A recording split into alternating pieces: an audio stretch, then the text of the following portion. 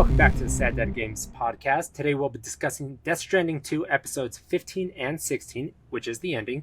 This will include how I think the most important story beat of the game was misunderstood by a large amount of people, Sam's eye flashback Easter egg. I'll explain what those Nirvana shadows are.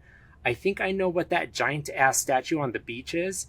We will reveal what the theme of the story is, and Eric is going to cry. We are your hosts, Shan. Eric. I'm Tucker. Hit like, hit subscribe, and let's dive in.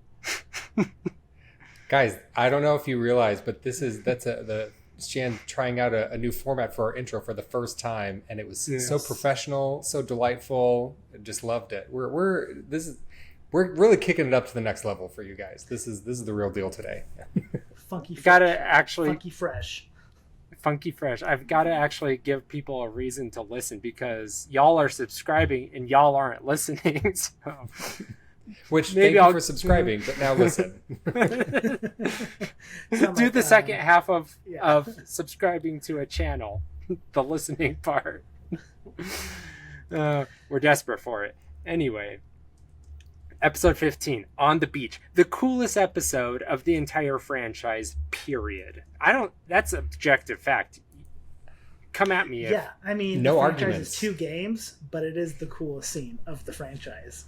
Yeah. So this episode and the episodes following 16, I guess 15 and 16, like the ending to this game, I haven't been so emotionally affected by the ending of a game since Ocarina of Time when I was 21 years ago. Like this is it. This ending rules. It's amazing. And this is how I know Eric is going to cry at some point. I always cry, yeah. At the end of sex, at the end of good video games. Just all of it, yeah. The same thing, yeah. At any good climax. Ice cream cone. Just Oh, there it is. That's a good climax. Yep, there's the joke. That just came to me after I said the other 2 things. That's how fast I could think. All right. That's how fast Shan can climax. Yeah, exactly. Well, okay, that was a reach, but I'll give it to you. All right. So on the DHV Magellan, Die Hardman locks and loads Charlie in the DHV railgun. A blue-drenched Fragile rests her hand on his shoulder while dead Fragile rests behind him. This is subtle. We don't know that she's dead at this point, and if you blink, you'll miss it. So she's already died, and Blue Fragile is like, here, I'm still with you. And then it cuts like 2 seconds later. Yeah, this was a super like what the heck moment for me because we were watching and it's blink and you miss it, but Fragile is just there and I was like, she's dead. Is she dead? Did Fragile die? What just happened? How did she die? Like, it's so like Kojima to just throw this thing at you and be like, and then just not explain it for another like 2 hours. I think I missed it the first time. I don't know. remember. No, I saw it and I was like, what's happening? Is Fragile dead? Why wouldn't did she have an off-screen death? What caused her to die? Did she just like succumb to the effects of her jump shock? And I mean, they explain it later on, but for the time being, I was like, is she dead? Why would they just unceremoniously like, what's going on?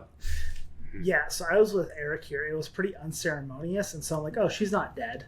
I didn't realize, Kojima was just planning a Sixth Sense ending here. Denial is the first step.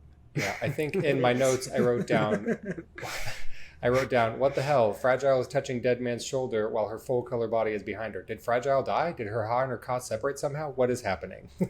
That's what my notes said. What is going on? What is going on? Ben, when he drinks the blue raspberry wine and gets plastered. Yeah, also it tastes like jelly. Baby snow owl. He's right. Well, say what? Also, I know for 100% fact that Adam Scott's going to get Best Actor this year for an Emmy. He's got it clinched for Severance. We took several jumps in logic there. We're talking about the TV show Severance now. Yeah, Adam Scott is amazing, and he's going to get nominated for Severance. I feel like every once in a while, one of us needs to stop and bring you on the train of logic with us. Yeah. We're all there. Yeah. We talk enough that we're on the same wavelength. But yeah. Anyway. Die Hardman is at his absolute best in this scene. I love everything he does. He is locked in. He is Max Cool. Yeah, he's John McClane. Yeah, he's so much more animated here than he is in the first game, and I love it.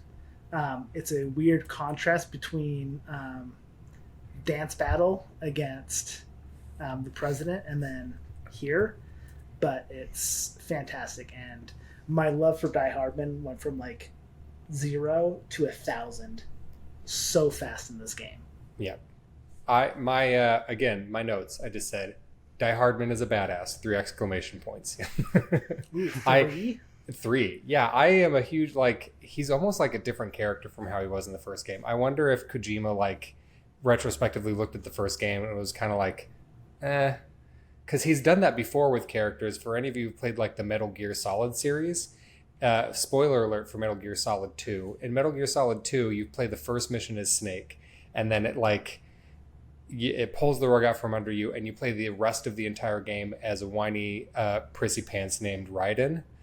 And then every time Raiden comes back in a subsequent game, Kojima makes him more and more badass until he's just like a full-on ninja cyborg in Metal Gear Solid 4. Like, he's just like, if you guys don't like this character, I'm just going to keep making him cooler until you do. And I feel like that's what he did with Die Hardman. Is in the last game, we were all kind of like, and they're like, all right, but what if he was secretly a dancing star and has a dance battle with the main villain? Would you like him then? And then we'd be like, yes, we would, Kojima. Thank you very much. It's the Death Stranding equivalent of Ninja Cyborg. His boy band dancing super cool guy. Did either of you see Escape from New York or Escape from LA? No. With Kurt Russell? No. So, Escape from New York is the movie that has Snake Plissken that Snake was based on for Metal Gear Solid. He has the long hair. He has an eye patch. Love it. Like, he straight up just like stole always smoking his a cigarette. Character. Talks like this. Yeah. And it's just like this tech noir where like you're in just this dystopian New York and all these criminals just own the city. So think like Batman Begins, and you're basically there. And I don't know, it's a gross city, and he just has to escape from it before they blow it up or something like that. It's so stupid, but I had to watch it because I had to know where Snake comes from. I have to check it out. It sounds like a good time. It's one of those amazing, awful 80s action movies that you just have to absorb. Plus, I was in like a Kurt Russell kick because of The Thing, which is one of the greatest movies I've ever seen in my life. Yeah, low key, not talked about enough.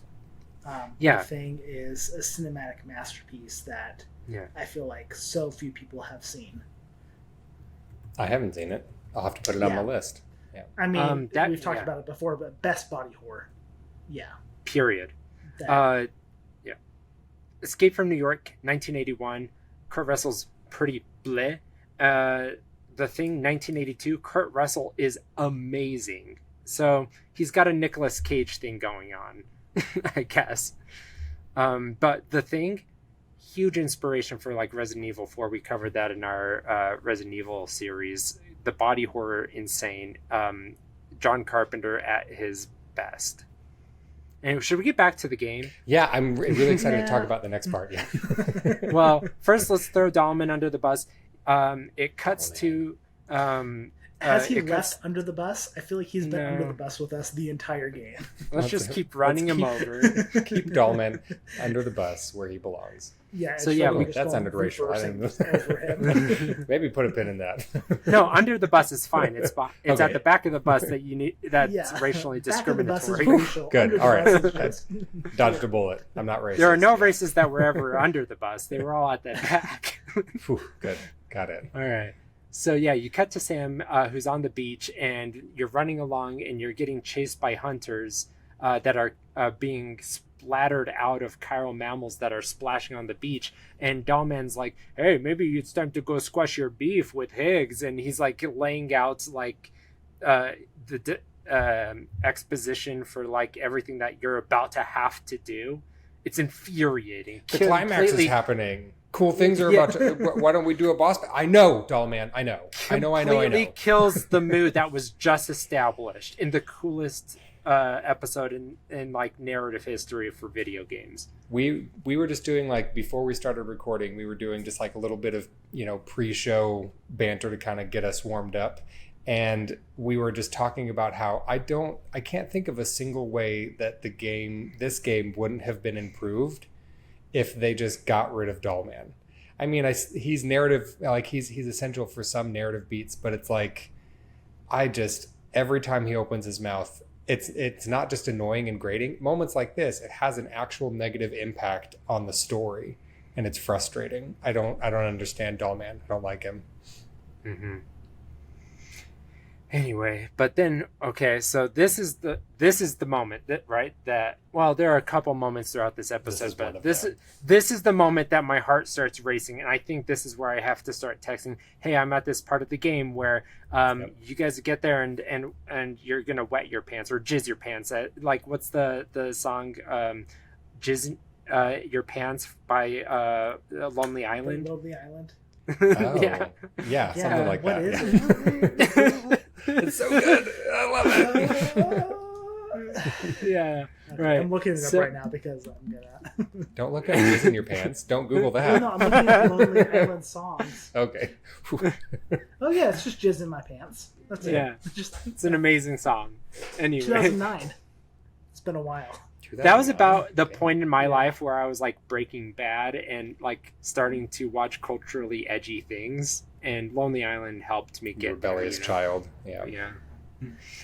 Anyway, so cut back to the water, and we see a 7-fingered cosmic hand spider, which is referred to as a Kier. It's crawling around. Then you see a legion of combiner type BT giants, which are Giygases, emerge from the water.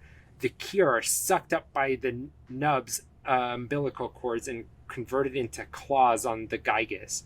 The anemone BT skull, which are Magniceps, is grabbed from the depths and placed atop the chiralium hands of the Giygas BTs at the neck. And finally, the manta ray BTs, or Raya, are slapped against the back of these BTs, and we have reached what I think is its beta form.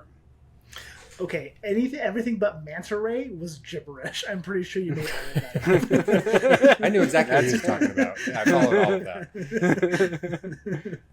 No, I love this part because we have seen all of these other BT creatures separately, and outside of the one that like looks like a giant head, I didn't really register like what they could be. They were just kind of big, squiggly, scary monsters. But then when the Giygas BT like puts those things on for hands and then the head and then the wings, and I was like, oh my gosh, they're Voltroning. Like they're all Voltroning together. It was like just nostalgia of Power Rangers kick. Yes, that's what it was. Yeah, it was the Megazord, and they were all, It was fantastic. Yeah. The little 90s child in me was actually like, I had a huge grin on my face, and I was no hyperbole, I was giggling to myself when this was happening. I was just so pleased with everything that was happening on screen. I just loving every second of it. Yeah. All right, so just a quick rundown since we were on the topic. These are all of the BT types of the catchers. There's the BT Delphis, which is the multi-limb types, are named after the Greek name for dolphins. The BT Bestia are named after the Latin word for beast. The BT Giygas are named after the Greek word for giant. BT Cetus are named after the ancient Greek word for whales. BT Rhea are named for the Latin word rays. BT Magniceps are named after the Latin word for large-headed. So Magniceps sounds like cordyceps. Cordyceps means club-headed, which makes sense because the club heads for... Cordyceps from The Last of Us, yeah. And they have so this is like the large-headed BT, and they have anemones on their face. That's probably because they don't have like limbs to swim around. So they probably have anemones because they're just like laying around in the seam all day. Just squiggling around. Evolved to have little. Yeah. Yeah. The BT Kier are named after the ancient Greek word for hand, and BT Megalocarcinus means large crab in Greek. So that's like the one at the end of Mexico. Oh yeah, that was cool one too. Coming up to that. So all of it's like Greek and Latin. Anyway, so Deadman. So back on the DHV Magellan, Deadman appears in black and white. So he's not literally there. It's like a fusion of layers between Nirvana and the beach. Heartman is talking to him as the realms are overlapping. Next shot, because like it's Heartman's perspective basically. Next shot, when it's showing an inclusion of Die Hardman, Deadman's gone, and Heartman asks, so anyway, Heartman asks Deadman if he can handle this situation. Die Hardman, so he agrees, and then Die Hardman fuses himself to the Giygas. Oh, sorry. You said Die Hardman. So Deadman fuses himself to the Giygas. I'm getting lost in lots of proper nouns. Here. Yeah. Yeah. Guillermo del Toro. Yeah. So Deadman merges himself with the Giygas BT. Yes. Yeah, because we've seen Deadman be able to control the big red ghost mech. And so I'm sure he's forming some kind of similar connection with the Giygas BT here. Yeah, didn't we see Higgs do this in the first game? Or somebody did this in the first game? I don't know that he fused with it, but he exerted control over a Giygas BT, right? Yes. No. So the whole battle with the Giygas BT, when he was controlling Amelie, he did fuse with it, and he was in its chest. Oh yeah, and he did. Around. You're right. Okay, You're right. Yep. Because he comes out of the little goopies with his little golden mask and stuff on. That's right. So Deadman was black and white when he was on the DHV Magellan. When he pops out and controls the BT, he's in blue. So that means that he's returned from Nirvana to control the Giygas BT.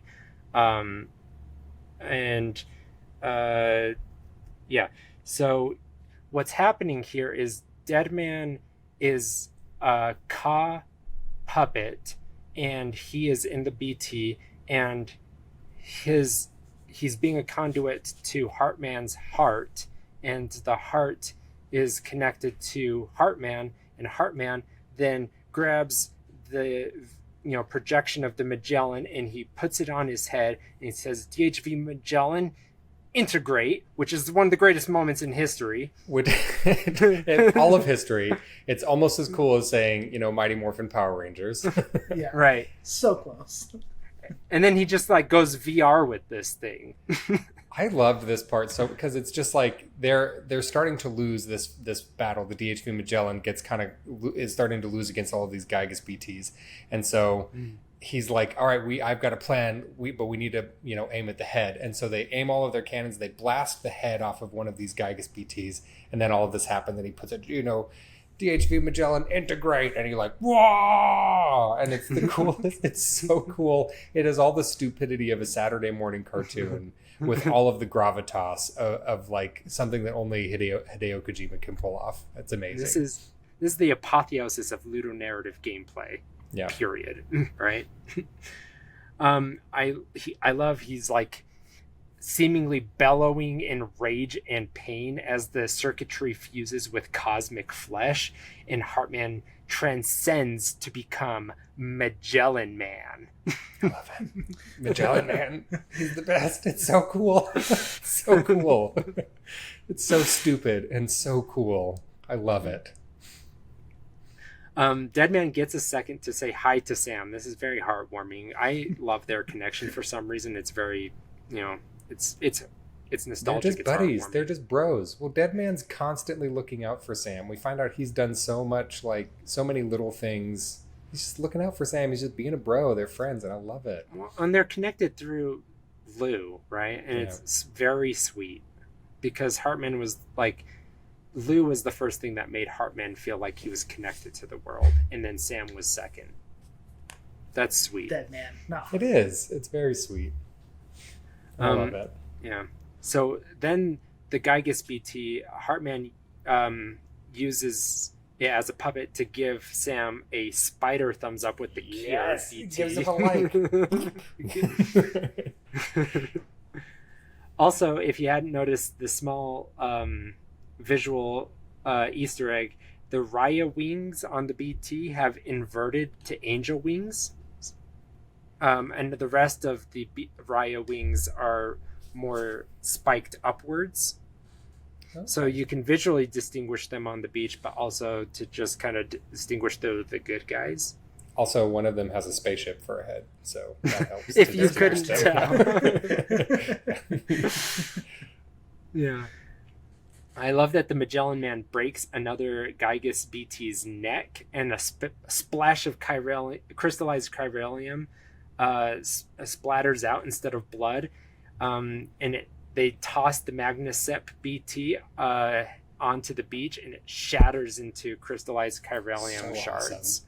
Yeah, very much so like Pacific Rim. That's what it reminded me of, is just this monstrous, like, robot versus monster battle. Yeah, very. It's funny that you brought up Pacific Rim. I have a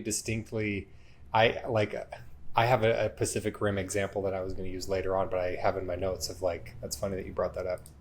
2 Pacific Rim references in one episode. What are the chances? Such a treat for everyone. Yeah. All right, so then Higgs arrives as Big Red, confirming that Big Red is traveling through Tar and Tarfall. But, so I put a note here. If Big Red can escape, why can't Higgs himself? I think, because if Big Red the suit can travel through Tar, why can't Higgs be in the suit and travel through Tar? I think no, there's a reason for that. I don't know that Higgs is actually in the suit. I think that he's not in the suit. He's not in the suit. Yeah, he's exerting the same kind of control over the Big Red unit that he does over the regular Ghost Mech projections to project himself into the real world. That's how I understood that. Yeah. Oh wait, didn't we? Yeah, he has dooms, but he's not a jumper like Fragile, so he can't Well, no, he's trapped he can on the jump beach. Around. He can't leave. Yeah, right? I know he can't jump, but I think that's why. I was just wondering why he couldn't be in this suit or in some kind of ghost mech traveling through Tar. That's what I'm asking. He does though when he's in his coffin, doesn't he? He could travel. He often will come up out of the tar. No, but that's the mannequin. That's the mannequin. Yes, didn't we already establish that? Well, but I feel like Big Red not his thing. Yeah, well, Big Red is a mannequin too. Yeah, I thought. Yes, because Deadman controls him. Let me clarify. Understand the point you're Let me trying to clarify. make. Let me clarify. The entire story, Higgs was always a mannequin. Yes. The real Higgs was always on the beach. He cannot leave the beach, period. I'm saying this ghost mech and the sarcophagus could always travel through the Tar. Right? Why couldn't Higgs use the sarcophagus itself to travel in and out of the Tar and go back to the real world? So instead of putting a mannequin in there, putting his actual self in there. Oh, I see what you're saying. I don't know. Yeah, I'm sure there's some kind of reason with him being trapped on an extinct. Maybe so. I mean, because he was trapped on Amelie's beach, who was an extinction entity. But he's on this beach now. But he can travel beaches. Now. I don't know. Because the ghost mech technology can travel through Tar to other beaches. I don't know. I just figured there had to be a reason. Have we seen those the coffins of the ghost mechs or whatever transport living matter? Maybe only machinery can travel through the Tar that way. We've seen it transport Dead Man's actual Ha. That's true, and it transports when you're on the DHV Magellan, it transports all the people inside of there through those tar currents. So I don't know the answer to that. I'm not sure. Maybe we'll have to come back to that if we do a bonus episode with some lore cleanup. Yeah. But we do know that he has dooms, but he's not like a jumper with dooms like Fragile. That ability isn't for him. So maybe it's just that he can't travel through the seam, and so I don't know, something like that. And it took the ability of all of them together to be able to enhance Fragile's power to go through the seam. So it's not like they were able to use ghost mech to travel either. So maybe I'm reading too much into that. That's just not what ghost mechs can do. They can travel themselves and they can carry cause, but they can't themselves carry human flesh. And I just don't know how it was carrying Dead Man's Ha unless it was just traveling in the real world with his Ha and never otherwise. Anyway, Yeah, I don't know. let's I just think move maybe on. maybe address that later with a lore cleanup because I don't have an answer for that. I don't know.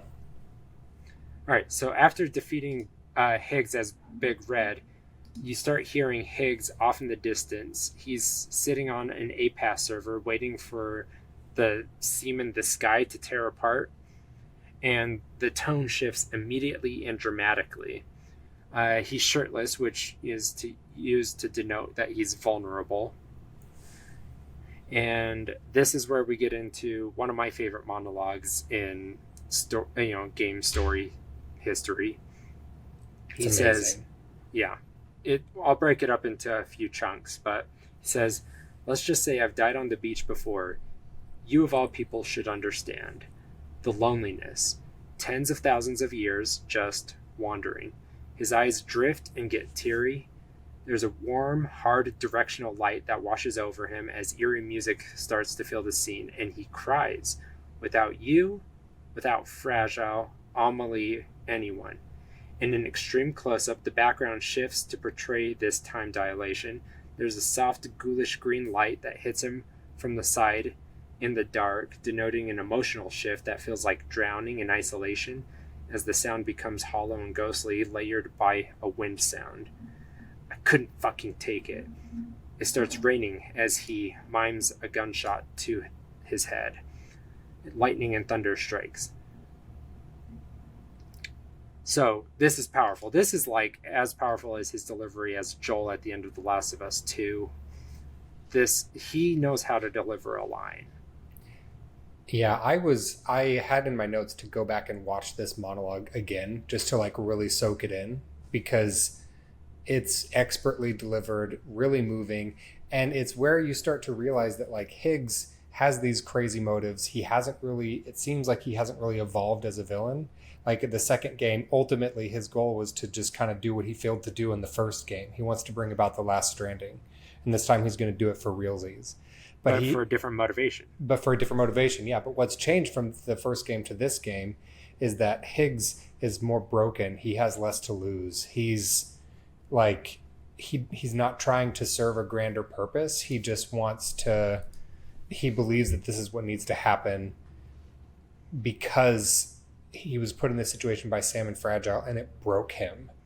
And this monologue is a good illustration of that. He was hurt and he wants to hurt others the way he was felt hurt. Yep.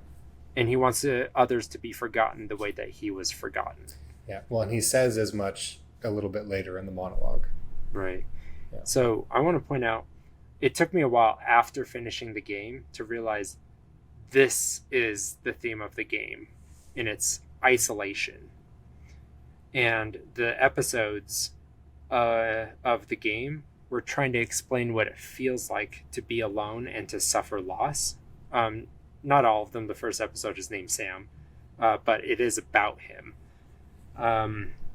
Let's see. Episode 3, Drawbridge. So the act of withdrawing raindrops. So it's like the start of this pain. Conflagration, a deep fire that starts to well up inside of you. Chrysalis, so the act of like putting a shell around yourself to withdraw. Pod, so another act of just like being in a shell.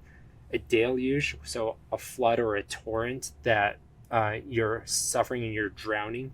Puppet, so it feels like you're in a shell and something else is controlling you because you're just going through life and you're not really yourself.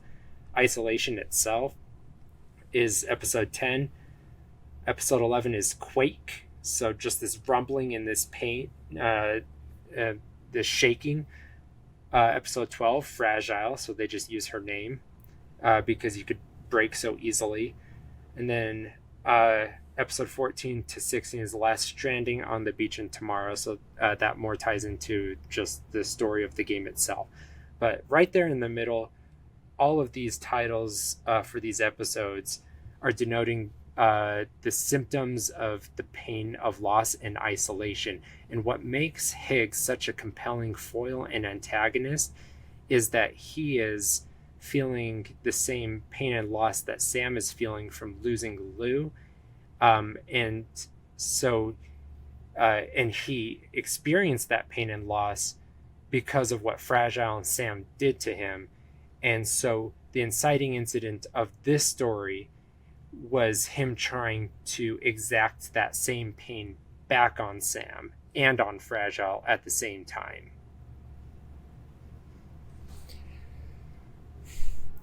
Yes. I love the idea. I love the concept of this being all about isolation. And I think that even to kind of the go farther with that analogy that you use in the chapter. So On the Beach is story focused, but it's, you know, the beach is a place that we go to, like that souls go to after they've passed on. And so there's a kind of a connotation of moving forward with that. And then the next chapter being called Tomorrow is again just like, and it's one of the reasons why I love the character's name Tomorrow, is because there's lots of fun meaning in that as well. But it's about that isolation, working your way through the beach and then coming out on the end of tomorrow. And so I think that while those are kind of like titles that tie more into the direct like story, I think that they still match that theme of isolation and the effects that it has. Mm-hmm. Yeah. Also, I've touched on this many times, but Hideo Kojima has discussed many times in many ways how he was affected, like when he was 14 or so, by the loss of his father, and how for at least a decade or two after that, he'd be crippled by loneliness, even in groups and throngs of people, and how that defined how he felt and moved through the world.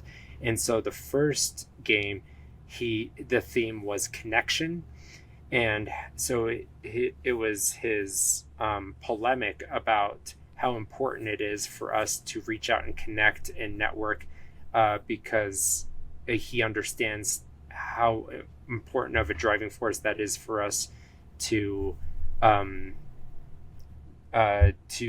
meaning in our lives.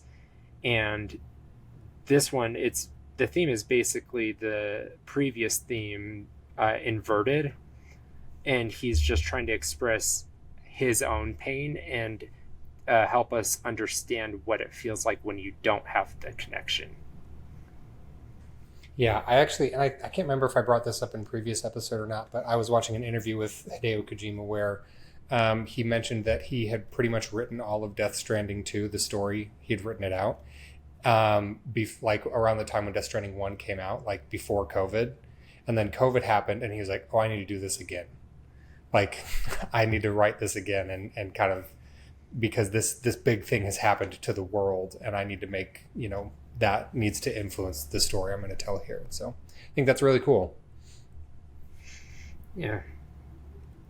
So he continues, and just when I finally embraced oblivion, these dead folks right here up and called me back. 4,000 poor bastards who joined with APAS in a convergence. To them, I was just another ghost, just another lingering soul. Then the Amelie Kipu necklace disappears. It was probably composite chiralium and misdirection for how he was traveling. He didn't really have it. And he was actually coordinating with APAS to travel. So then the scene, turns red and orange, and he continues, well, with so much in common, they thought I should team up with their little company. And me being me, I played along, all the while I was working towards my own personal goal. So yes, he wants the last stranding, probably to end his own eternal existence this time. And then he pulls out his double-headed guitar and he shreds a few notes. And that's when things start to escalate. Oh, you guys, I love this so much. I'm sorry, I love it so much. Yeah. He wants people to go extinct and to be forgotten. And Higgs recalls the day on the beach where Amelie chose Sam instead of him. But now which is insane because Higgs is a badass double guitar wielding cool guy Yeah, who how do wouldn't you not choose Higgs. that? Yeah. But now he has Sam's baby girl, the extinction entity. Yeah, I love how like he is weirdly obsessive about Amelie, Sam, and Fragile. Like he loves them. He actually loves them in a sadistic way, and he had over 10,000 years of his time on the beach to only think about them. And so he's like infatuated with them. Well, yeah, at the beginning of his monologue, he's like, I was left here for thousands of years without you, without Fragile. It's like talking about him like, you're my friends. I want you here with me. I love you. But Higgs has a really weird way of showing his infatuation because it's not love. I got a real Joker Batman vibe from it. Yeah. Like like the Joker needs Batman, like Higgs needs this group. When Troy Baker has played both Batman and Joker in different projects, so because he's amazing. Troy Baker, fun fact number 35. Yeah. Yeah. Try casting him. Try not casting him in your game. I dare you. Yeah. He's just too good at everything. Yeah. Try casting someone else. I know that I've said this before on a previous episode, but I think it was for a different series. I think it's so funny that Troy Baker and Nolan North were doing like a Q&A. And for those of you who don't know, Nolan North is another very prolific video game actor. He does the voice of Nathan Drake in the Uncharted games and like a bajillion other things. But Troy Baker was asked like, oh, how do I get into doing voices like for voice work like you guys do? And he's like, all right, well, first you work really hard, you build up your talent, you build a portfolio, and then you wait for Nolan North and I to die because they just do everything. They're in everything because they're so good at what they do. Yeah. All right. So at this point, he says and sings says the line, that old familiar feeling. So he's referring to that song, Give Me Back That Old Familiar Feeling. This is a song by Glenn Campbell, written in 1973.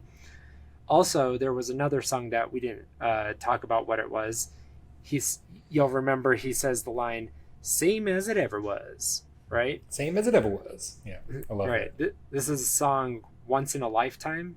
This is written by Talking Heads in 1980. You'll remember this song from the TV show Chuck, when he goes to the suburbs and Chuck versus the suburbs in, I think, season 2. Oh man, I don't remember that. I haven't watched Chuck in forever. Shan and I used to Chuck all the time. Yeah, just dance. And you might find yourself in that song. You might find maybe. yourself in a white picket fence. Those will probably aren't the lyrics, yeah. but you know that song. Yes, yeah.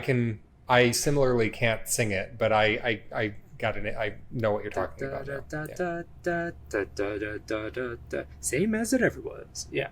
Anyway, so those are the songs. He loves music. Yeah, I feel like Troy Baker was originally, before he got into being an actor and doing voice work and stuff like that, he was going to be a musician. Like he sings and writes music and stuff like that. He had a band, and so that's how he thought he was going to make his mark on the world. And so I think that Kojima saw parts of that in Troy and were like, all right, well, let's put some of that into Higgs and we'll make it very musical, this game, and it's going to be the coolest thing that anyone's ever seen. Mm-hmm. All right, so then he plays a rock opera version of BB's song while you deathmatch and rock off to The Last Stranding. Yes. Yes. This part of the game, you guys, this battle, you guys. This is the coolest thing. Eric? I'm talking about this part. This is the coolest thing that has maybe ever happened in a video game. I have lots of like final boss battles that feel appropriately climactic and are like, wow, that was amazing. I felt like that really capped off the game. But this is on a whole other level. It's just like, how do you make the coolest thing ever? It's like, I know, let's have them be like, on top of this plinth that we found as like a giant statue of a man, but this plinth, guitar battling at each other, like hitting each other with guitars, shooting laser beams out of their guitars with like the sky cracking open in the background. It's the most epic boss battle. It's the coolest thing ever, and it's absolute hot nonsense. And I've been stewing on the insanity and the just complete disregard for sensible storytelling that this sequence has. And it has led me to the conclusion that there is a direct correlation between the amount of silliness that our brain is willing to tolerate is directly correlated to how awesome something is. Like, if something is silly, but it's not very awesome, our brain's like, no, that's silly. I don't like that. But if something is silly and it's so cool, then our brain is like, yes, all of it. Give me more of that. And this is something that I'm going to coin this term. We're all going to use this. Mark my words. Everybody's going to love this. But the concept of that idea of tolerance for weirdness because it's awesome is something that I'm going to call the badass Boogaloo equation, because you're just doing the badass Boogaloo because it's ridiculous and amazing, but our brains don't care because it's amazing. Perfect examples of the badass Boogaloo. Every John Wick movie. The stories are dumb. You can't tell me that they're not. They're dumb stories. They don't make sense. No. They don't. No, they're the silly stories. Sense. No. So listen. Hear me out. If somebody killed my dog, I would be I would pull a John Wick in a heartbeat. Okay, but hear me out. Dog dying, very sad. Yes, of course. But it's like the idea that this like assassin comes out of retirement and kills a city's worth of people because his dog died is inherently ridiculous. It is ridiculous. Stop. If you have the skills. Let me finish. It is an inherently ridiculous pitch for a movie. When someone was like, let's pitch this movie, and they're like, that sounds ridiculous. And they're like, oh, well, we'll get Keanu Reeves to murder everyone. It'll be stylish and amazing. And they're like, yes, badass Boogaloo. Pacific Rim, the entire movie, badass Boogaloo. Makes absolutely no sense. Robots fighting monsters? Yes, please. I want all of that. Badass Boogaloo. Die Hardman, interpretive dance. Yes. To a light show. Hideo Kojima is the mayor Tombstone of light badass show. Boogaloo. Yeah.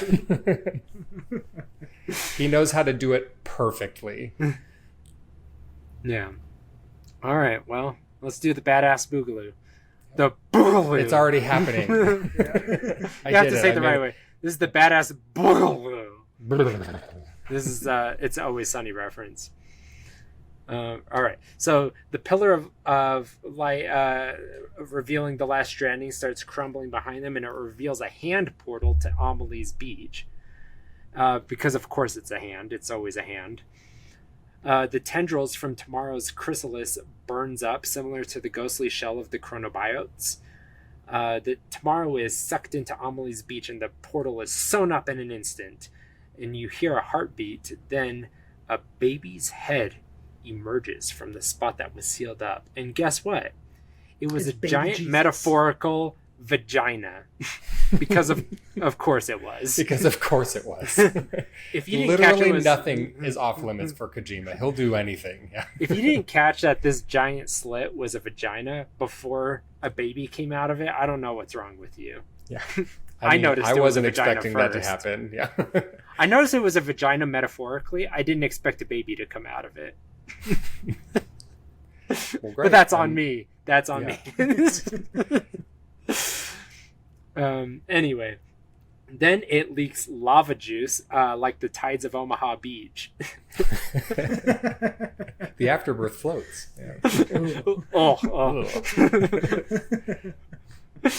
Yeah. Suddenly, tomorrow / Lou, because of course this is, we'll know by the end. This is tomorrow. Well, yeah, because tomorrow gets sucked into the portal, and then Lou comes out. And this is the point. This is the theory I was really cryptic about, is that I hypothesized that tomorrow was Lou, which is not like a super duper well hidden thing if you've been paying attention to the lore of the first two games. I feel think like we all medium figured it hidden out halfway through.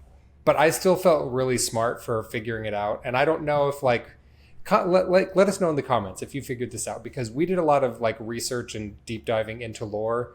And so we might be a little closer to some of these subjects and have, a deeper understanding than most people might. Maybe not. Maybe we're just a bunch of idiots. So if you figured it out, let us know. Did you know that tomorrow was Lou? Because I guessed. And this is the point where this happened. And in my notes, I said, Tomorrow was Lou. I knew it. I'm a genius, which I don't know if it's actually true, but I felt very smart. Tucker clued in a lot earlier than me. For me, it was like, well, I don't remember what point it was. It was like they said something about she's your daughter and Lou is they said she's your daughter. It's like, well, we're missing a daughter. Yeah, was it the hand waving up? Oh, you made sperm donations. I don't know about that. Yeah. You sure about that? Yeah, for me it was the first time, like when Tamara runs off from the DHV Magellan, you have to go chase her down, and then you get like a bunch of ghost mechs kind of attack Sam, and then Tomorrow comes and beats them all up. And I was just based on how she was acting in the handprints, like when she would go down to the tar and leave the handprints like a BT would, and I was like, oh, she's acting kind of like she's living like a being in between the realm of the living and the dead, a lot like a BB. I bet she's Lou. And that's like when it clicked in my brain, and then I was looking for clues, and there were many, many little breadcrumbs in between that point and the end of the game. That being said, I didn't make the connection of Tamara and Lou, but I deduced like Lou was going to come back the moment that Lou died. Like I knew, and I figured out that she would. Yeah. And I figured out that Lou was going to be Sam's daughter, like one episode later. Like those two plot points, I was like, this is going to happen. Because I thought it was too poetic not to happen. And then I just saw the whole story write itself around it. And I was like, it's unfortunate that I figured out, and I don't like predicting plot points, but seeing the magic of his writing unfold in front of me, I was still just titillated by like how well he executed it. Yeah. Even if you kind of guess the twist, it's very fun to be along there for the ride. The journey is not what I expected. Like I predicted this pretty early on, but the journey to get there was completely different of what I had in my mind. And so it was totally worth it, even though I spent most of the game thinking that, tomorrow was Lou. Yeah, it was very surprising. I don't think any of us were expecting a 50-foot baby to fall out of a sky vagina, and that happened. So... No, and like Lou being his daughter, even though I wanted that to happen within like the first 4 hours of me starting the game, I was like, even though I thought it, and maybe other people will think it too, it's such a good story. It has to be told, even if it's predictable. It has to be told. Yeah. And it did, and it's still a perfect 10 out of 10. No matter how predictable it is, it's perfect. It makes it so much more powerful. I agree. A beautifully told story, really awesome set pieces, everything leading up to this moment. And this is the part of the story where the tears started to roll, and then they didn't really stop like until the end of the game. I was just so excited to see Lou's face again. It felt like a part of me had come back, because I've been really, as a father of daughters, been empathizing with Sam this whole time. And even though Lou was a giant 50-foot baby, I was like, it felt like a piece, like something that Sam had lost, that like a piece of his heart was coming back. And so it felt like a piece of me was coming back too. I was right there with him. It was, I was just happy. Noises really touched my heart. A 50-foot Lou. Yeah, he's adorable. There's like this. I don't even know what you call it. Like this goo goo gaga aspect of the noises that she makes, and it's just like straight to the heart. The baby babble. Yeah, the baby babble. Yeah. So suddenly, this baby that pops out of, Amelie's beach is suddenly 1 year old, back to what the age she was at the beginning. She gets up and she stares at the two of them. And Higgs says, "It really is you, isn't it?" Because he had tested her DNA and sneaked around Sam's shelter for evidence, as Eric figured out when, he was sending those images to Sam. So Lou cries tar tears, and Higgs cries as he sings her song, because he knows he's toast at this time. And he's singing BB's song in this awesome metal rendition. So good. But he seems happy and at peace that his time has come. and then she eats him in the coolest climax ever, and all of the Giygas BTs collapse. I just like, so I watched this other series of YouTube videos, and by this guy named Yahtzee, he does like, it's zero punctuation, but now they're called fully ramblomatic. They're very funny. If by some absolute insane coincidence you have heard of us on YouTube but you haven't heard of him, go listen to him. But I listened to the episode that he did for Death Stranding, and he's just like, just to preface the absolute insanity of this game right off the bat, I'm going to list 3 things for you that, like, 2 truths and a lie. This game, it's like, one of them was like, you have a full-on kung fu fight with a pizza chef. There's a shirtless guitar battle on top of a statue that ends with one of the people getting eaten by a giant baby. And then I don't even remember what the third one was, but it was just like listing these things off in sequence like that. It's like, man, this game is absolutely bonkers. Yeah.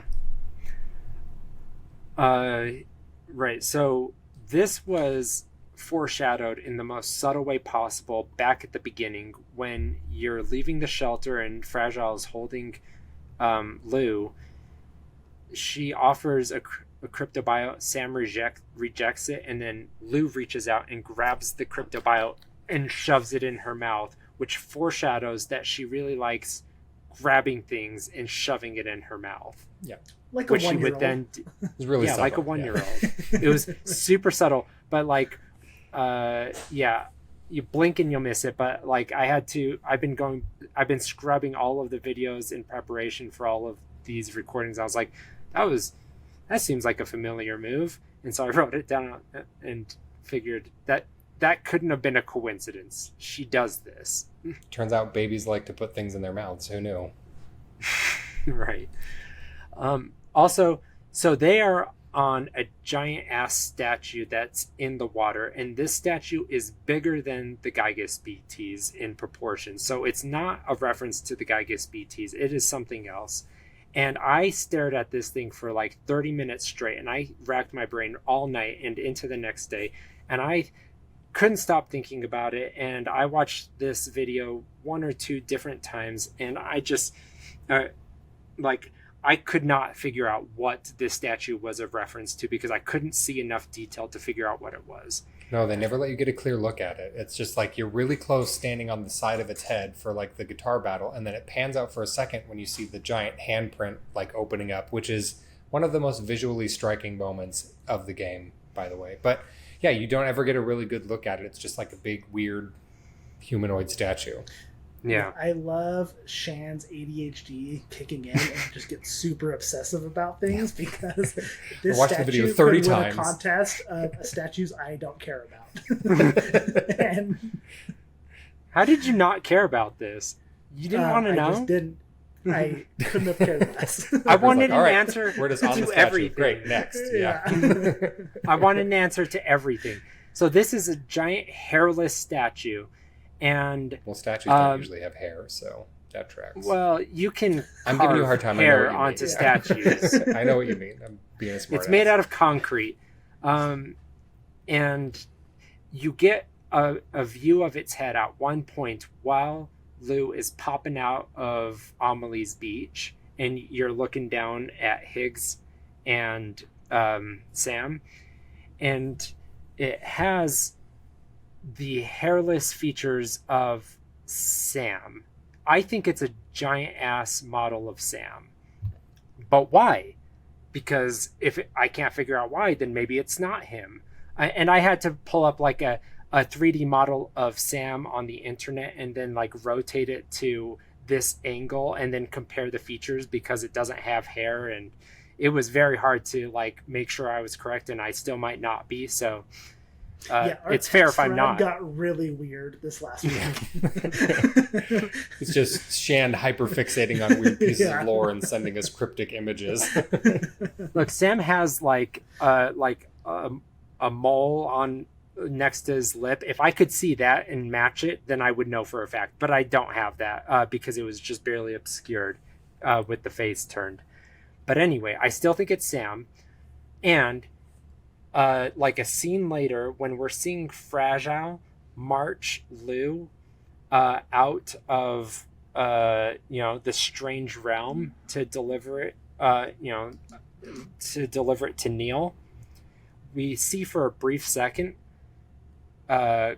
we see cement chunks that are starting to rise up, and that could just be like physics distortion, but I think that is while Lou was there in the strange realm, that's the raw material from the APAS 4000 explosion that killed the 4,000 people. I think that raw material was reconstituted into the image of Sam. And I can get back into that when we go back over that scene. But I think Lou kind of manifested this statue in a moment where she thought she lost her daddy. That's one theory. I think that Higgs built it out of his own feces because he got lonely. Because because they're on the APAS 4000 beach, and we know the strange realm and the beach overlap in planes.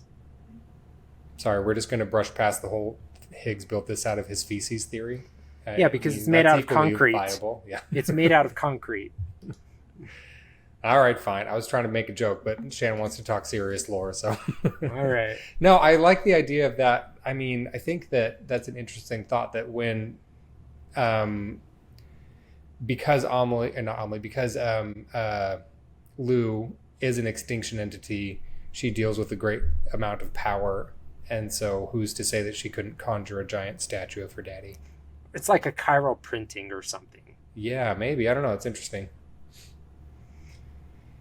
Anyway, so we get a clear look at it. I'm sure that in a couple of years it gets ported to PC and people, pull out the assets and they know definitively it's Sam, and then they think that they figured it out first, and then I'll be the first. But yeah, and then we can point him back to this channel and say, "Nah, we're smarter than everyone," and by we're I mean mostly Shan. Sure. All right. So after this.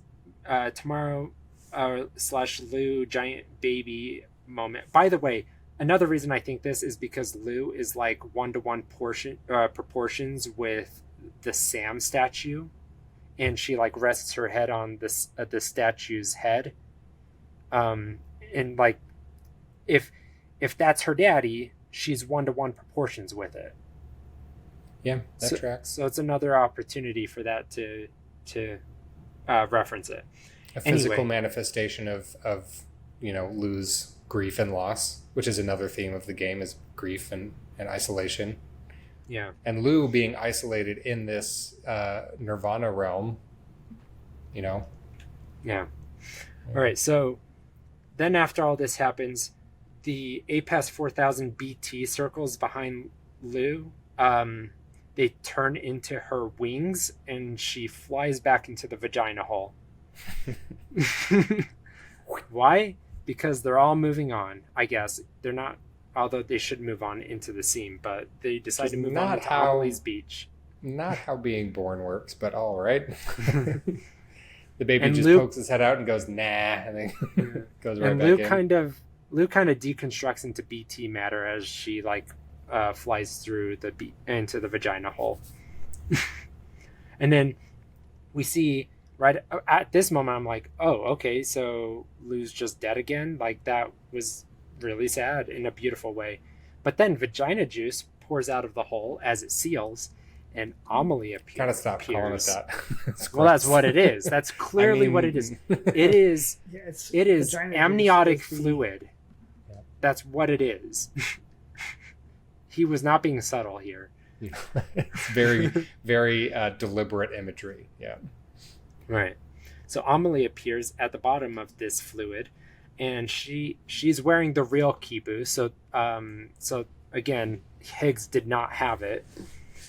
So Fragile is next to her, and she appears in blue like she was before, and she's holding your baby Lou, and she places Lou on the ground. Amelie embraces Sam, and she pushes him through the seam again because she loves doing this move, and Sam is naked again. And we end the episode and start episode 16 tomorrow. Tomorrow. I love ya. Tomorrow. Yeah, how is that gonna song commit to the bit integrated there. into this game? Yeah. They were too busy getting the licensing rights for Raindrops. Yeah. Right. Well, all right. So here, beautiful. You think this story is perfect at this moment. It plays BB's theme. It's winter. We're back at the intro of the game. You have Baby Lou. This is a giant fake out. At the end of it, you're shirtless on the beach, and there's an adult Lou passed out. So I will say that this part was like, I knew that this was not real. I knew that you didn't have Baby Lou back again.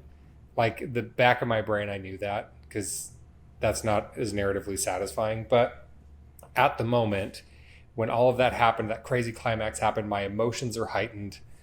And then it brings you back to like the start of the game, but it's slightly different because it's snowing this time. And then you have Baby Lou again. And tears. I just started crying and like calling out to my TV and just, she's back.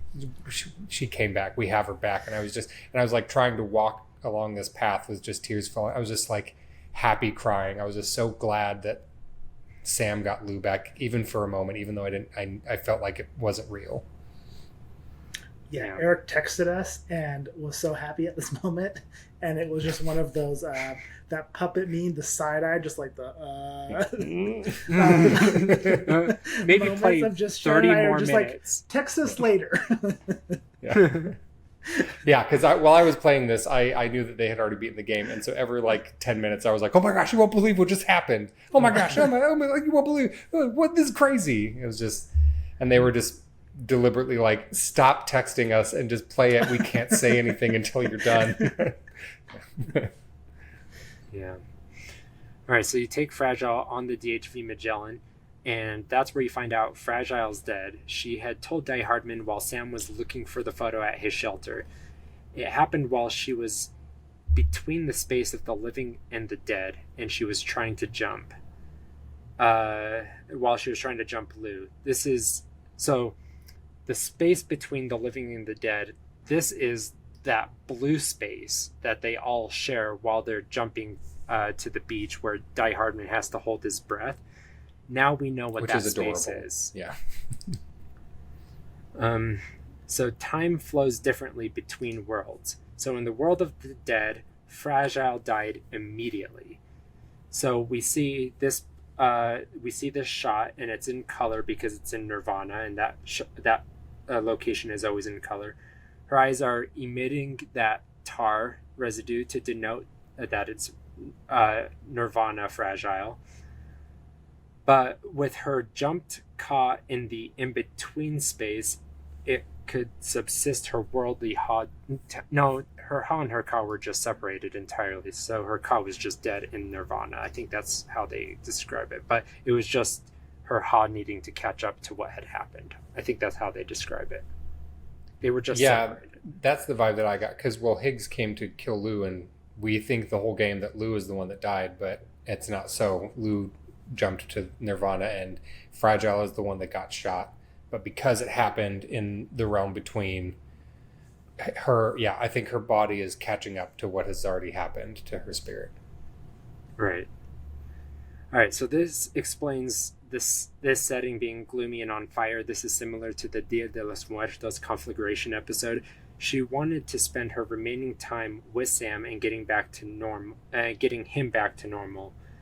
This actually also explains all of Unger's beaches were similar to this Nirvana strange realm, because he also had all the tar tears and stuff. It's possible that Unger's beaches were also the strange realm. Possibly. So Die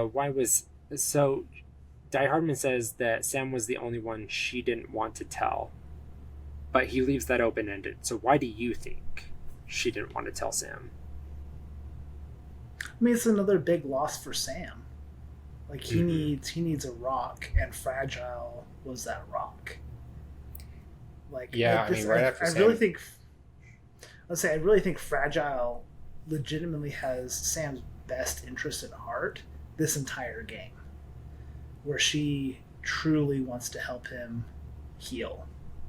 and it's not some ploy to, connect UCA expansionism. This is, I think, really her last ditch effort of, I need to help this person who I love heal. Yeah, when we see right after Sam gets this news, he collapses. So I agree with that, Tucker, that she was probably just trying to help him move on while she could. And it says that she wanted, I think maybe Die Hardman tells them that, tells Sam that she wanted to spend, she knew that her body was going to die because her spirit was already, she had already been killed. Her body was just catching up. And she wanted to spend her last time traveling with Sam. So I think that she was wanting to help him heal. That was important to her. And I just, I was pretty hard on Fragile at the beginning of the game. And I was kind of over time gradually softening towards her. But then this is the part where I felt really guilty. That the game kind of made me feel bad for all the harsh judgments I'd passed on Fragile. Because all this time I thought that she was a crappy babysitter and that she was the reason that Lou was dead. When in reality, she gave her life protecting Lou. And now she's dead because she was protecting Lou. And I was like, ow, I was being a jerk, making me feel bad for calling Fragile a terrible babysitter. She's a great babysitter. She literally died to protect the baby. And so I love Fragile. She's great. Yeah. So my reasoning was, she wanted him to heal from Lou and blamed herself and didn't want to make it worse. Importantly, because she loved him. And anyway, then it shows an insert of a close-up of a cracked and empty chronobiote shell. So this symbolically probably represents Sam's emotional state right now. Fragile. Then it cuts to a voiceover by Fragile, and she explains when Higgs shot her. In that instant, her Ka and her Ha were separated from one another. Being able to make the jump had nothing to do with her. We again see Lou's tar tears and the ghostly puppet white strands. This time, blue baby arms wrap around Fragile with angel wings. Lou connected them to the poor lost souls, and they did make the jump. As an extinction entity, I guess she had a direct connection to Nirvana. That was me, my theory there. But so Fragile says she decided to leave Lou in Nirvana because she figured it was safer with them than with her, and then when she got back, she had forgotten about that conveniently for story reason. Yeah, do they explain why she forgot about that? I can't remember if they... She just forgot. Yeah. That one, that did seem traumatic. A little hand-wavy. Yeah, like trauma response maybe, but I think that it's so rare in Kojima games for them to be hand-wavy towards important things like this. At least in Death Stranding, he's really explains lots of minute details, and so I was wondering if either of you guys picked up on something that I missed, that if they say why she forgot that. Yeah, I remember feeling like this wasn't hand-wavy, but I can't remember why. All right, great. Well, we'll just take your word for it. Okay. Yeah. And it could be I was just an emotional wreck during this part of the game that I didn't care. Tucker couldn't see the screen through the tears. He wasn't thinking about that. So, yeah. She says, "It's my fault you never got to watch Lou grow up. Me who stole all those precious years." But that's misleading because Lou actually did get to live those years. Lou never died. Well, but Fragile, I think she's talking to Sam. She's saying that you didn't get to be there for that. I stole those years from Sam, not from Lou. Yeah. I know, but it's confusing how it's written because I think even having played it the first time, I still was under the impression that Lou died and was reborn in Nirvana because they still, while she's doing this voiceover, show Lou going lifeless as it appears, but it turns out Lou was just passing out. But she was putting Lou into Nirvana for daycare, and then Lou just grew up there. Yeah, it's a pretty big gamble. Yeah. It's like, hello, land of the dead, here's a baby. Please take care of it. So I think, at least, I know I misunderstood it at first reading, so I'm guessing a lot of people out there probably didn't understand that Lou never dies the entire game. Yeah, they hit you with the dead baby gut punch like 3 times, and then it turns out that she was never actually dead. Which normally I've played other games where they like a character will suffer a loss, and then at the end of the game, it's like, just kidding, everything's fine, let's all hold hands. And that has always kind of rubbed me the wrong way, where it's just like, I feel like bringing back someone who has died cheapens their death. And so I don't know why I'm so much more okay with it happening in this game. I think that the narrative just makes it feel earned. And when it happens, you're like, of course, that's what it always had to be. I think that's why it doesn't bother me, because in the past, things like this have really bothered me, where it's like, if you're going to kill someone, have the balls to kill them. Like, make that death matter. Yeah, I think the difference here is Sam doesn't, it's not, hey, here's Lou as she was. It's, hey, here's Lou as an adult. Like, you missed out on these so there's childhood still that loss. years. Yeah. So to Sam, there's still that loss. Lou as a child died to Sam. He is never going to get that time back. And I think that's why there's still meaning there. Lou's not Maybe gone that's forever, but that time that he could have had with her as a father and a daughter growing together is gone. So I'm going to take Tucker's explanation. I'm going to elaborate a little bit more why it works so perfectly.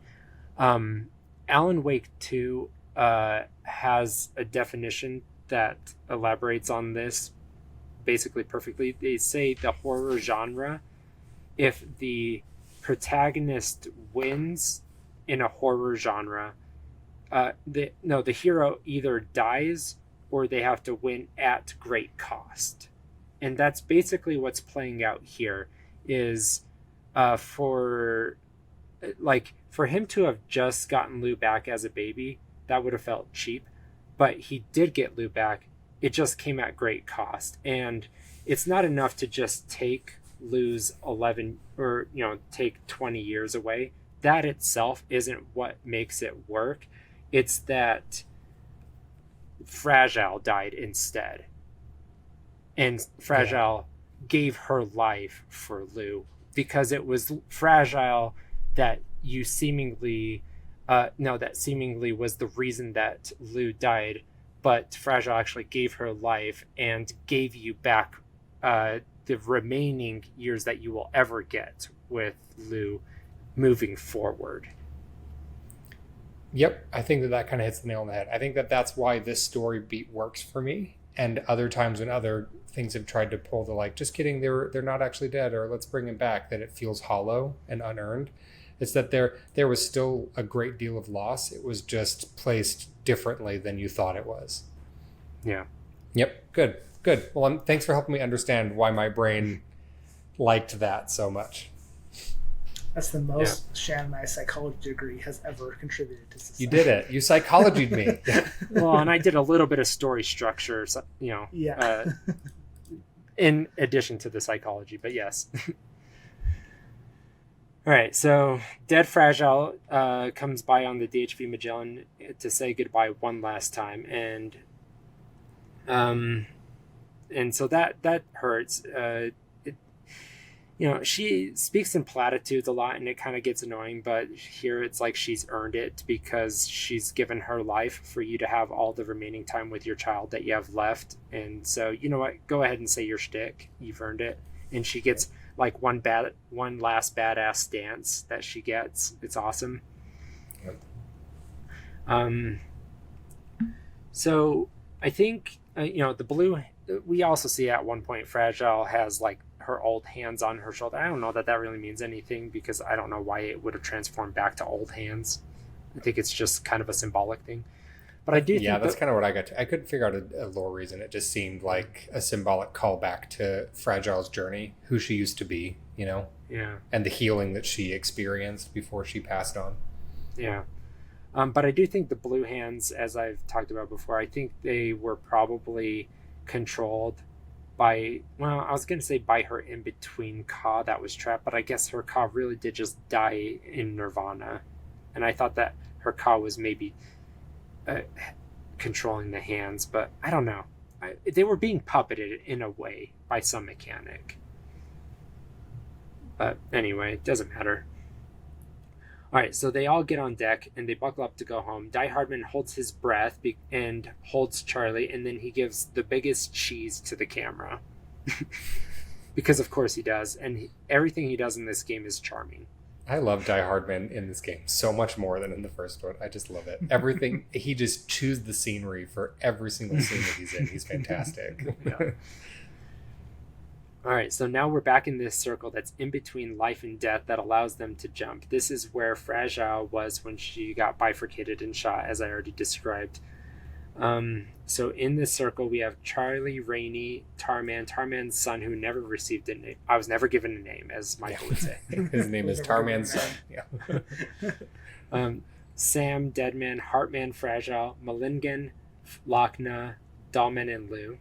Everyone here is in blue, but then the camera flips around Lou and we see Neil and he's in color. So I don't think he's literally there on this plane. He's probably in Nirvana where he's passed on and where color exists. But the planes are kind of overlapping in this moment. So it's more of a symbolic coexistence here in this metaphysical connecting plane. But let's take a journey into his mouth. Why not? Why not? Jinx. All right, so then we do this big explanation of a cutscene where Neil reluctantly agrees to pretend to be Lou's baby daddy and to smuggle Lucy into Mexico because he's great at smuggling things into and out of Mexico. Yep. Well, I liked this because I think it had hinted as much that at different points Lucy has told both Sam and Neil, hey, you're the father. And so I was like, that's kind of a crappy thing for her to do. But it's made apparent now that she was telling Sam, you're not the father, and telling Neil, you are the father, because she knew that any child of Sam's, that the UCA would want to do experiments on them, and she was trying to protect Lou from that. Yes, we had Sam was experimented on. He was going to be the first bridge baby. And Amelie put a nix to that. And then, Sam is now like in his mid to late 20s. And he's banging Lucy, who's like in her late 30s to early 40s. And so, he has done well for himself, I guess. Good for him. Going for cougars. Yeah. But where was I going with that?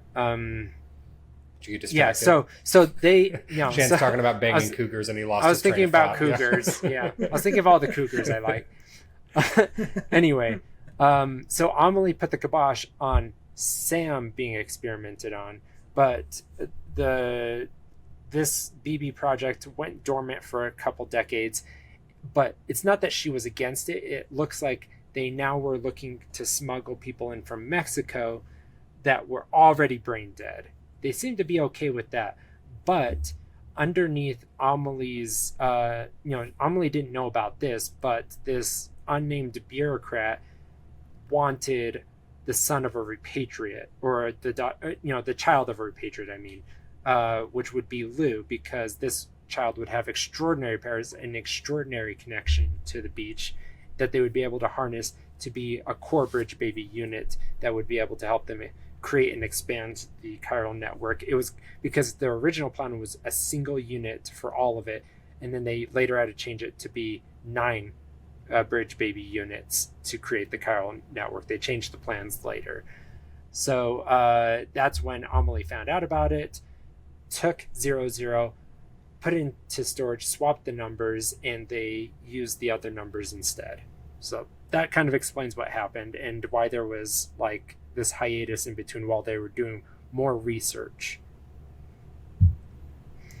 Anyway, so they cut to a new shot where where Lucy is packing the star toy that Rainey found when she decided to be a mother for Bridges. Now this was very subtle. I caught it because of my ADHD. I was like, I've seen this little thing while I was scrubbing these videos 50 times. So Rainey, when they're chasing her because she's a witch, at one point she sees under rubble this Odradek like blue star that she sees in. She's like, I think I want to be a mother for Bridges. And then they see her and they start throwing rocks at her.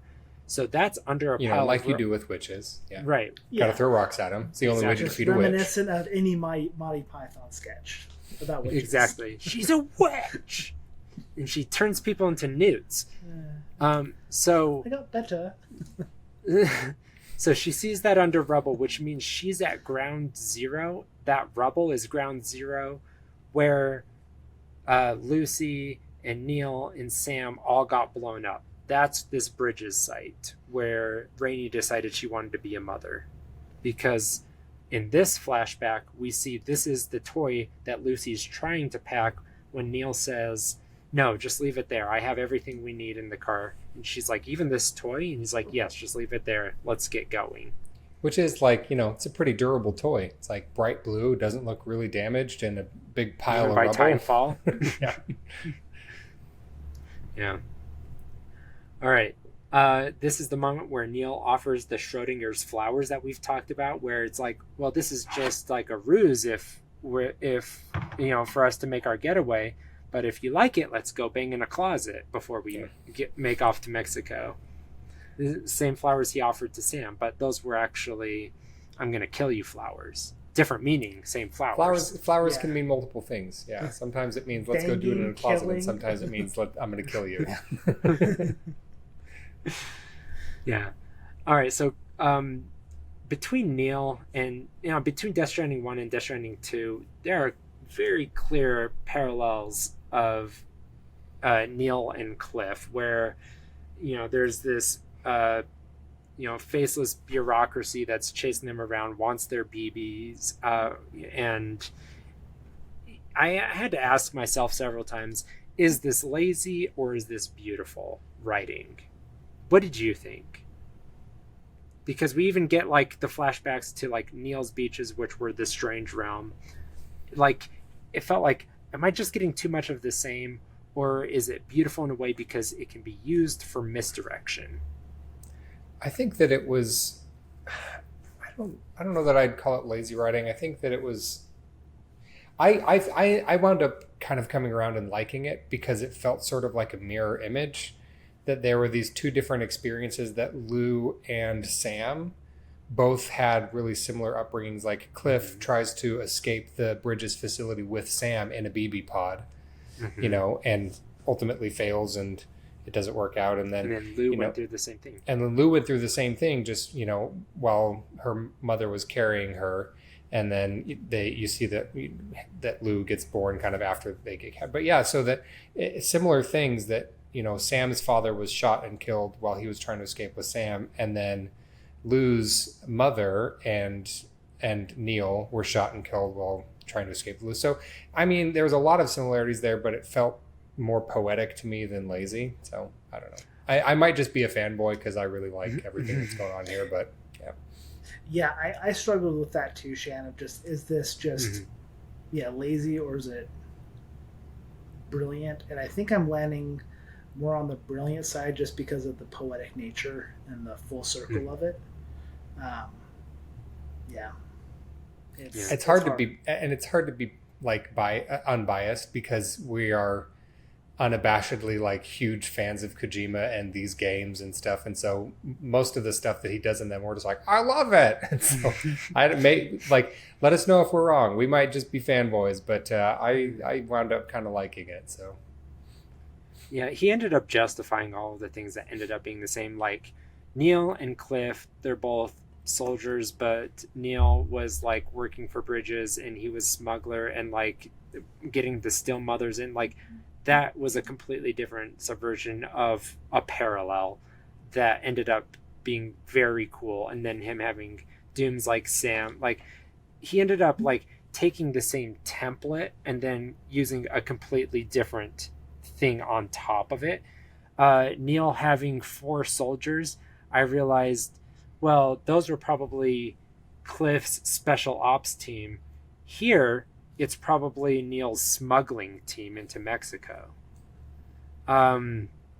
so like it works. It's just like you have to try a little harder to like realize how he justified it, and then yes, and then seeing like it's a parallel to Lou and Sam that actually connects them because they had a similar experience. I think that's why it works. It brings Lou and Sam closer together as father and daughter. I love that.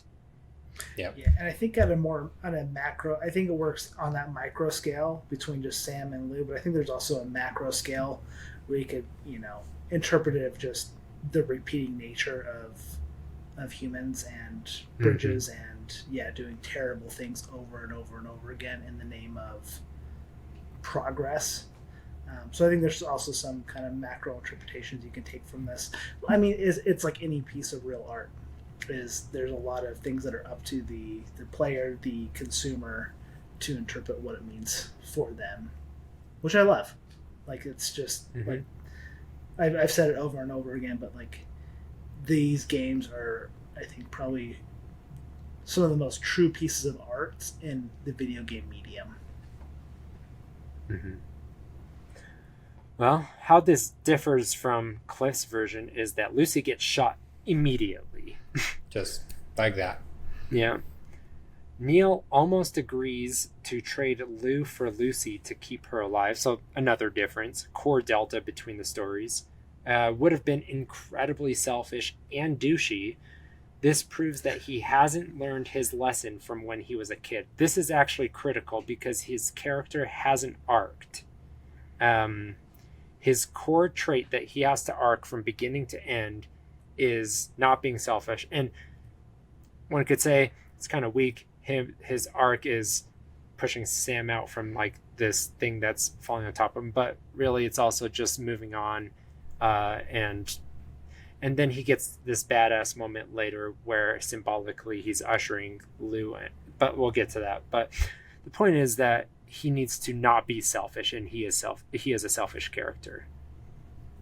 Yeah, I think it's not your typical selfish acts though. Like, I think it's a very relatable selfish act, because I think for almost everybody, we all think, okay, we are the hero. When push comes to shove, I'm going to do the heroic thing.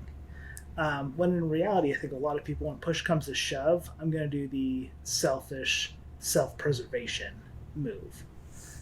So for me, it was very human, and objectively, it is a selfish decision, but I don't know if I'd call him your typical selfish person.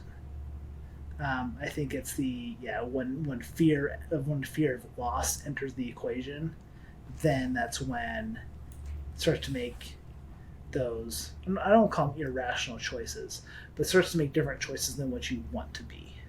So I think Neil wants to be a good person. That's why he's seeing Lucy and feels guilty about smuggling these still mothers in from Mexico for this devious purpose. But there's this fear of loss in his character where he's going to choose himself when push comes to shove. His first critical act of being selfish was just very like simple variables. It was Lucy's stuck under rubble. There's a Giygas BT. He could save her, but it comes at his own risk, so he runs away. Selfish. Here, it's they have grown to know each other, they love each other, and now it's, well, you do what I ask, which would be, it's a complicated thing because it's to save her life, but it's still, it's have you evolved such that you can do an act for another person. It's like, I understand your point where it's like, it's not selfish in a way because he's doing it for her, but it would be for himself in that it's not what she wants. It would spare him pain. But I think that's what makes it good writing, is because it's not black and white. Yeah. Yeah, it's not your typical narcissistic selfishness. It's like an actual human selfishness. Like, I love this person and I want to save her. Yeah. Yeah.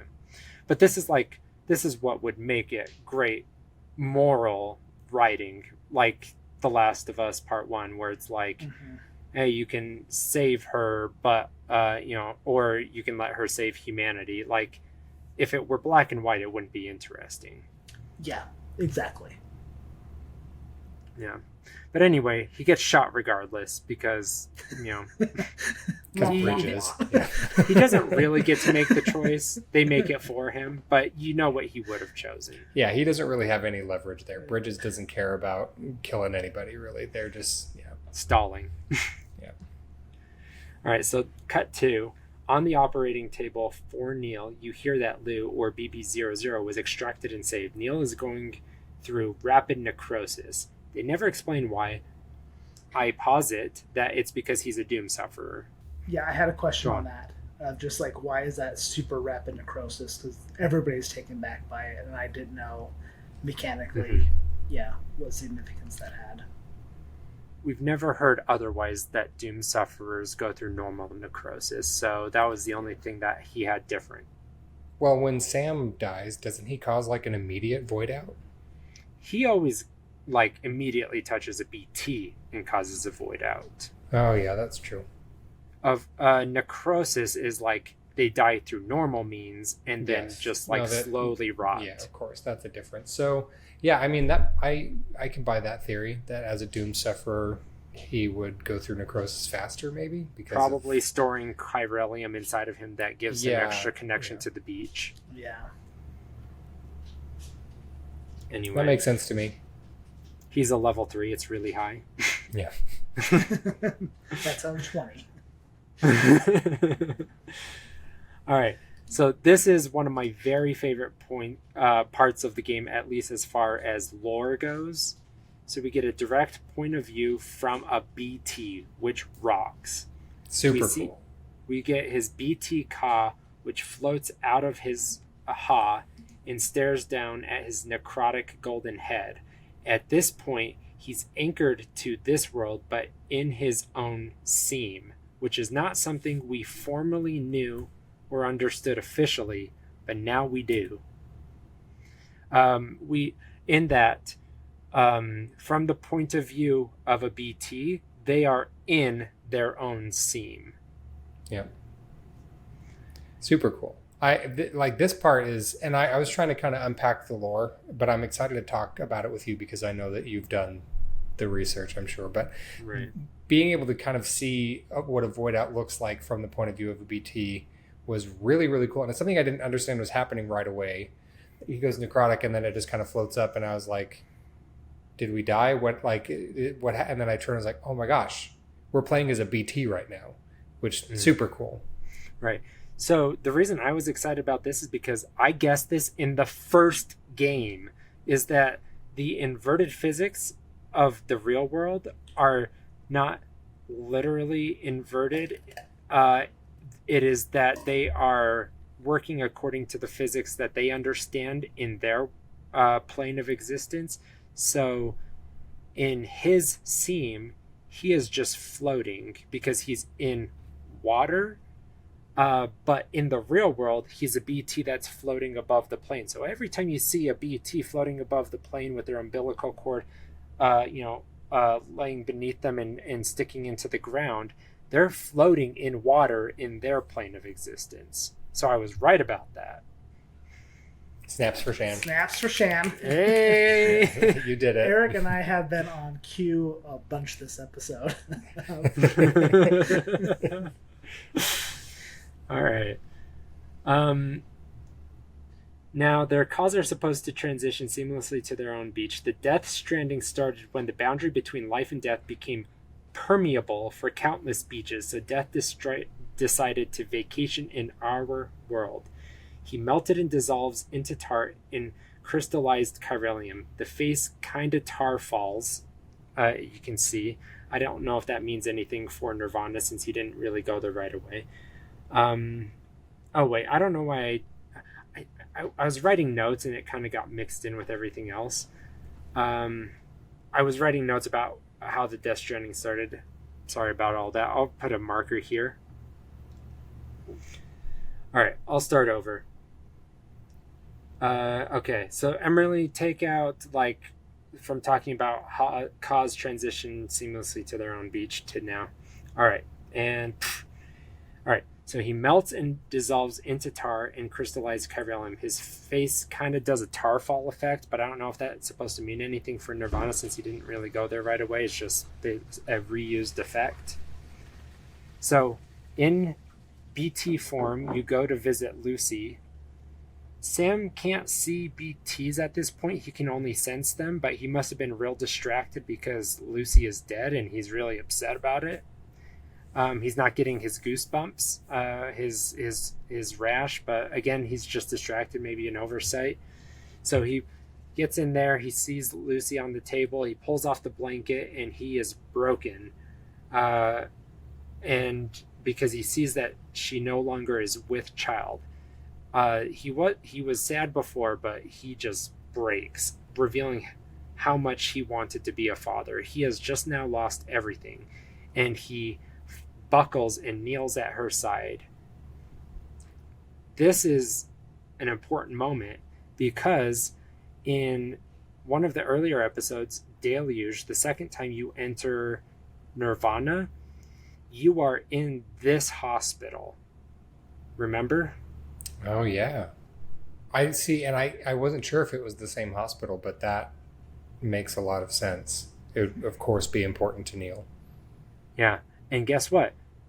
You walk through this room, and there is a table that has a person covered with a white blanket. Oh, man. And yeah, are you ready for it? And there is a Nirvana shadow that is kneeling next to that table, and it is Sam. Oh, that. So wait, so Nirvana shadows are projections Are memories. of real people. They're memories of people that Sam saw in these tragedies. Oh, man. That's how I figured out what Nirvana shadows are. So what are the Nirvana shadows in the Conflagration chapter then? Sam's never been there. Yes, it was when he was a kid. Dia de los Muertos was the mass tragedy where everybody died. Those are the memories of the people that died that day. Yeah, Neil's memory. Oh, excuse me. I love the finding Sam's memory shadow in that hospital. Yeah. What a cool pure detail. ADHD right here. You did it. It's just, I saw it kneeling. I was like, and I just stared at it. And I was like, why is it kneeling? And then and then I fast forward a couple chapters and I'm writing notes. I was like, Sam is kneeling. Sam is kneeling. And it was from a different perspective. And I was like, this is it. Well, and I was confused because I was trying to compare this room to Neil's room where he dies and he voids out. I was like, this room doesn't look the same. I guess I was wrong.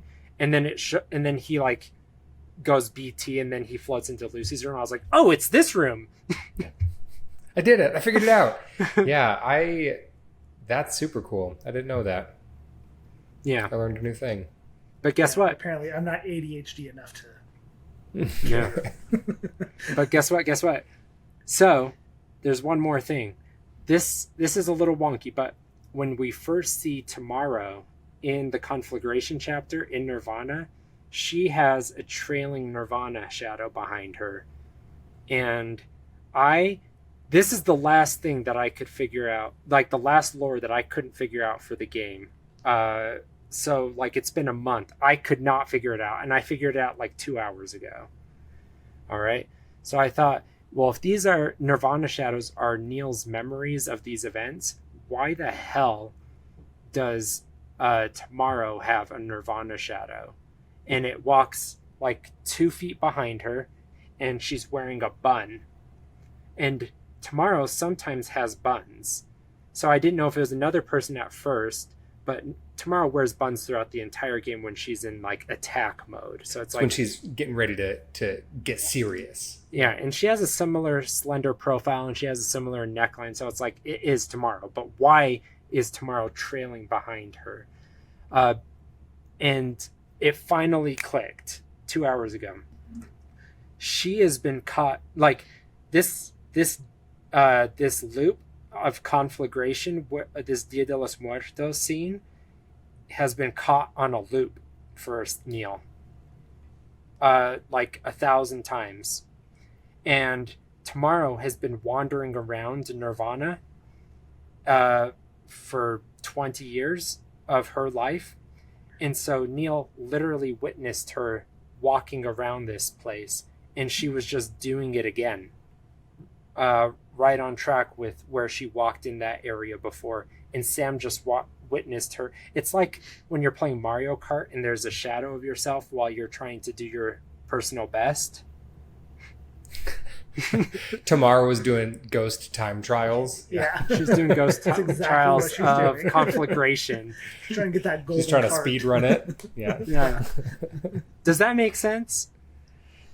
I don't have enough information to do like a counter argument to that. I think that makes sense to me, that she would have just been there for so long and done everything that it stands to reason that she would just kind of be doing it again. Or as a person, a living being. Let me see. I'm trying to formulate my thought here. As a living being in this Nirvana space, which is an afterlife, that there is a chance that the way that she is aging, time works differently with her. So she is simultaneously living as a being and a memory in this space. But this, she is seen elsewhere, like in the graveyard when she gets crushed under rubble. She doesn't have that shadow following her anywhere else here. It's just like in the streets. So it was just she was just kind of walking this like a routine that maybe it's a routine that she it's has a routine, or something. yeah. Okay. Yeah, I can buy that. Like I said, I haven't done enough research into this specifically to have a counter argument, so that makes sense to me. All right. Okay. All right. Well, I'm excited. That was one. That was you want some more hard... snaps? Snaps that for was... Shan, yeah. Thank you. That was very hard lore to figure out. Very hard. I really want recognition from Kojima. I don't know that anybody has figured out as much lore as I have. I hope. My favorite thing would be is if, like a couple months from now, Kojima confirms some lore things, and they're just not, and Shan's just wrong.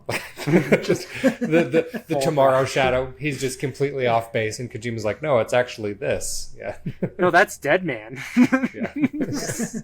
He was just looking after her. Yeah, Dead Man likes to put his hair up in a bun. Yeah. Would be maybe Lucy, but I don't know how grown-up Lucy would be there. Yeah. She's. Yeah, I because think Lucy also has too. the tie. I already compared their profile. Yeah, I've been through this so much longer than you have. You sound like an idiot right now, Tucker. Yeah. Fine. I went a little bit crazy about it. I compared all the women. I wish that like I said, Shan has just been sending us text messages with like images of and like without a lot of context. Like sometimes he'll send us something and it makes sense, and then sometimes it's like, I have no idea what you're talking about. No. All right. Well, Sam comes to, he grabs Lucy and he makes a run for it. All right, so BT Neil makes chase down the hall, and as he approaches Sam finally senses the BT, and there's that BT electric phenomena that we sometimes see, and Sam turns around and Sam is voided out. So this, we have known for a long time that Sam was accused of being the reason that Lucy died, so he had to kind of run off, and it turns out Sam did void out, but she was already dead, and it kind of confused the facts. I thought there. did Neil not Wait, yeah, I void thought out? it was Neil's. Yeah, I thought it was Neil. Neil voided Necrosis. Sam out by touching him. No, Well, what happened to Neil then? He was going necrotic. Did he not void out when the BT left his body? No, so he went necrotic, which allowed a BT to escape his body, but it was the BT touching a physical Ha that caused the void out. Mm-hmm. I guess that's true because you float around as Neil, and there's no time dilation because you can see Sam moving at a normal speed. So yeah, I guess it was Sam that caused the void. Didn't cause the void out, but was the void out. I was just running through this. I thought like that wasn't going to be a thing that we had a question, so I didn't realize we were on the same page. Yes, so BT Neil, he touches Sam, which is physical matter. This causes a void out. So this is what's funny. Sam is the void out that caused the destruction of this hospital. And that's the irony, is this is how Neil and Sam and Neil actually kind of know each other. In like a weird way. Well, in a cute way. That's their meet cute. Yes, their meet cute. And they blew up a whole hospital. Yeah. Yeah. Yeah, so Neil caused the void out that changed Sam's life forever. Sam was the human catalyst, ironically, so he kind of caused all of this. But guess what? More lore, because this is going to blow Eric's mind. I don't know. I don't think I've told him yet. So this hallway chase scene when you are BT Neil is the animation that we see in Sam's eye before every Neil flashback. Oh, yeah. No, you did tell me that before, but like that's what a cool little hidden detail. And I liked, I'm going to tell you something. So I make all of the thumbnails for our videos, and I liked that hidden detail so much that I did a similar hidden detail in our thumbnails. If you look at the background of our thumbnails, it's not just a hidden orange texture. It is the final guitar battle between Sam and Higgs, but it's all blurred. Yeah. So, all right. Well, we kind of just like brushed over that. So every time that you are connecting to the Odra deck and you're using Dollman as like the Ka medium to be able to see Neil's memories, you have this flashback effect in your eye where you see this fisheye distortion of an animation zooming through your eye, and you see like a green hallway with lights at the top, and then at the end of it there is a human head that you can barely see. It's kind of blurry, and it turns around, and that is Sam as he's turning around to see BT Neil before BT Neil voids him out. So ironically, this animation is Sam looking at himself. And the moment just before his void out, yeah. So there are so many moments throughout this game you're like, what the hell is that? And it turns out it's just you. Yeah. I have that every morning when I look in the mirror. What the hell is that? It's just me. And so that's kind of how I came also like finally jumped to the conclusion that the statue in this on the APAS beach was maybe Sam, is because it's like, well, everything that I don't know about is probably Sam. So what if I thought this was Sam? Yeah. Then let's when try in to doubt, it's probably that. Sam. Yeah. All right, so after a flash, we see a ton of floating bodies in the scene. People from this void out. Sam, we see Neil. He opens his eyes through fog and haze, so we're going to see through different planes of existence because he's in a seam. We're going to see through this fog and haze to the Nirvana plane, where Lou is, because he's not on that Nirvana plane. That he's on the Dia de los Muertos plane, and this is where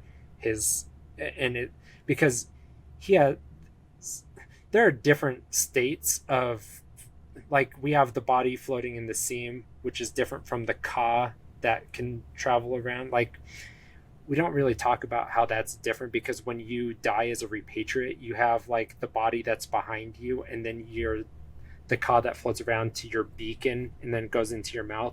Like, there's more than just the Ha and the Ka. There are different. It's so complicated how many states there are. But anyway, so through this, so he looks down, he sees through the fog where Lou is, and then we see this cutscene where Fragile is crawling towards Lou. So this is the exact moment that Fragile was teleported by Lou, an instant before her Ka died in Nirvana. The second she collapses, a blue Fragile steps in. Lou passes out. Fragile grabs and wraps her, and then the smuggler soldiers accompany her.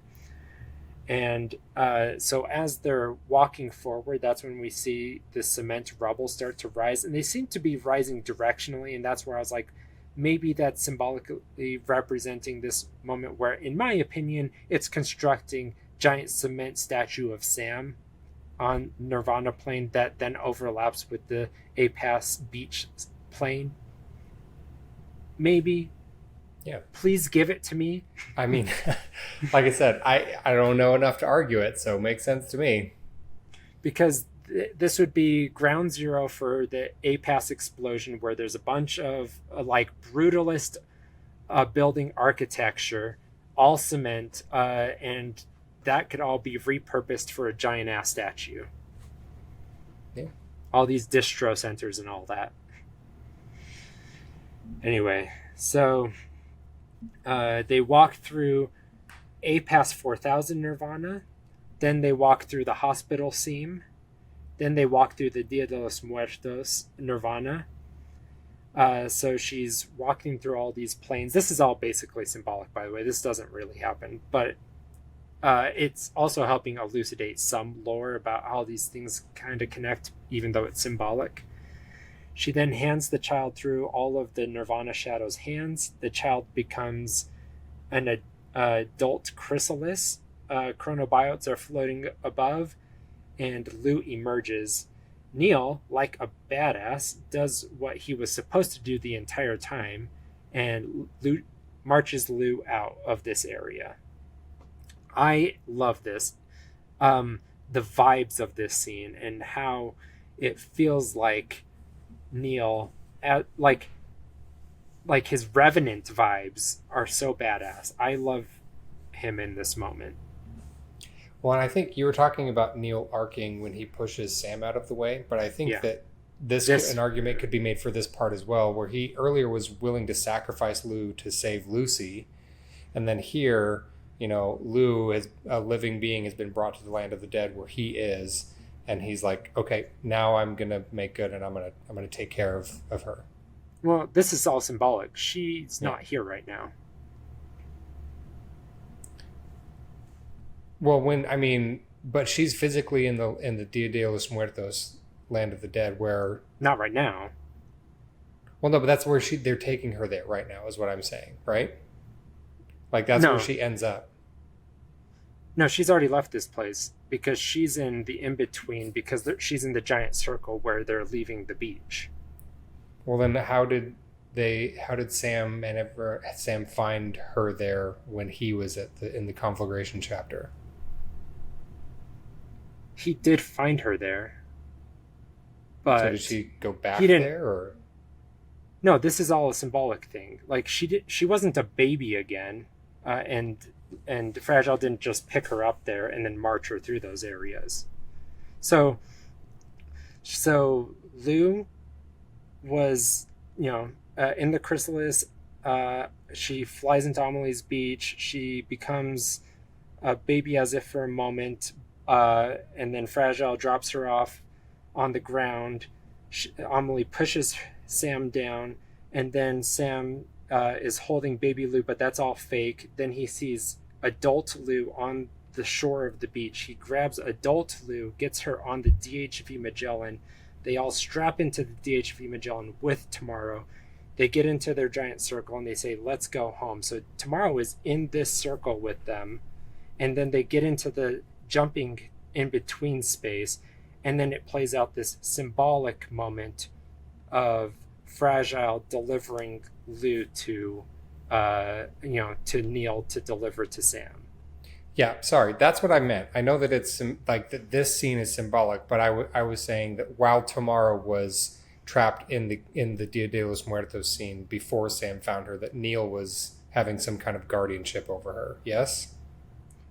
I don't know that he. I guess you could say he was guarding her. Yeah, I guess. Okay. Maybe this is. You're saying this isn't symbolic. This is what happened before. Well, you're saying this is what happened before Fragile got to Dia de los Muertos. That's where I'm taking it. I thought it was a pseudo flashback of, hey, this is what happened. This is how she got there. Yeah, and this is Neil's redemption of where he promised Lucy to take care of Lou. That this is him fulfilling that promise. And this is showing in that flashback. Yeah, and I don't think that I think that there's parts of it that are symbolic, right? Because I don't think that Lou aged 20 years in a second, right? Like that they... Well, she would be aged 20 years in a second because she was in that chrysalis. If this is real and this is a flashback, then she aged when she was in that chrysalis. But then how would she be living her routines and walking around to create those memory shadows? She could still, as an adult, after she aged, be walking around. Okay, I suppose that makes sense. Yeah, so my thought was that I'm not exactly sure, like the in-betweener times, if this is literal, if this is symbolic, but I buy that it could be real. Yeah, I'm still unsure either way, but I could buy. There's solid arguments to be made for both ways, but the bottom line is that it, to me, felt like a redemption, part of a redemption arc for Neil, to be helping to ferry this child to back to Sam. I prefer it being real. I didn't like it being symbolic and being a flashback to before how she got there. I didn't know how she got there in the first place, and this actually explains a gap in my knowledge. Why Neil then decided to try to kill Sam is maybe it's to protect Lou. That actually he doesn't know who Sam is for the first few encounters. I so think it's maybe, in the Quake one where he asks, "Are you Sam?" So maybe Lou gets there, and Neil's entire purpose while he's in conflagration is get away from Lou. Yeah. This actually finally explains a lot more. Yeah, that's kind of what I thought too, is that, and so I guess, yeah, I do think that maybe there is a more solid argument for this being a literal, what happened, how Lou got to that the Dia de los Muertos area. Oh my gosh. Okay, I prefer this. I prefer this so much more. We did it together. For us. Teamwork. Yay. And I do really like, the literal moment Fragile Dahli's, her blue entity, walks through the plane of the seam to Nirvana, grabs the baby, walks back out. Yeah. Accompanied by smuggler soldiers because the smuggler soldiers came with her, to get the baby for Neil. And it's a badass moment.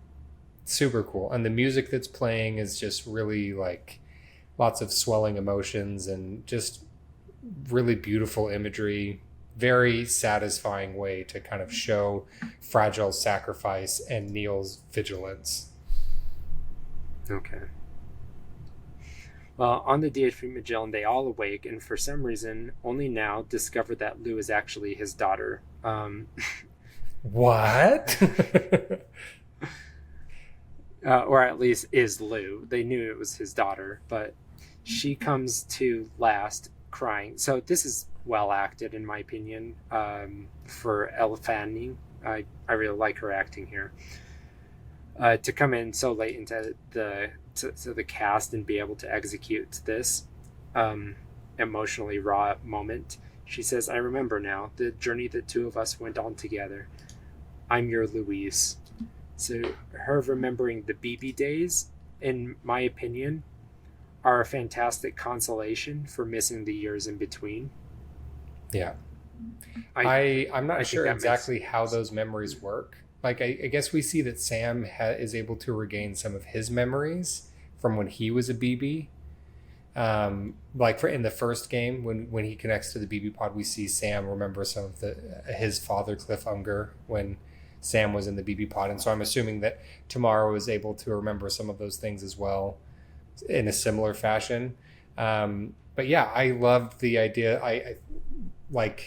Again, I just wrote down in my notes that she remembers Sam. I'm not crying, you're crying. I just was so happy that these, that they lost all of this time, but there was this other part, this other journey that they went on that was never lost, that they always have that.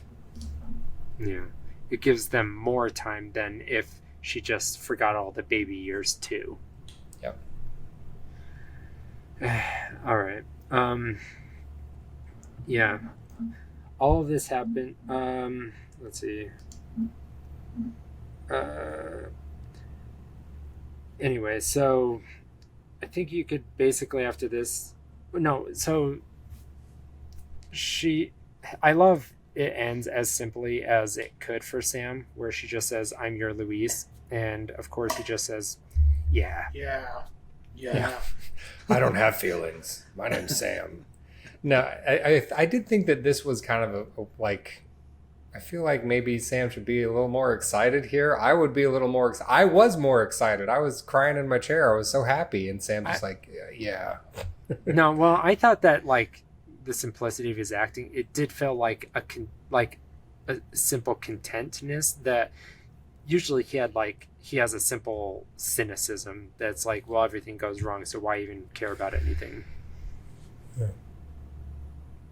I think it was very on brand for Sam, but I wanted him to feel like it felt like this emotional moment. I was like, just come on, man, it's your daughter. Like, she's back. Cry with me. Like, Yeah. Now, I'm not the expert in having a emotionally present father, or a present father in general.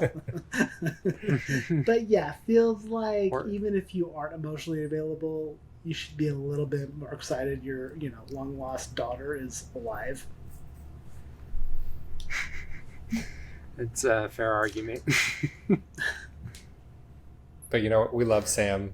He's a simple man that just likes delivering packages and never emoting. That's not true. He has a couple of breakdowns in this game. He shows more emotion in this.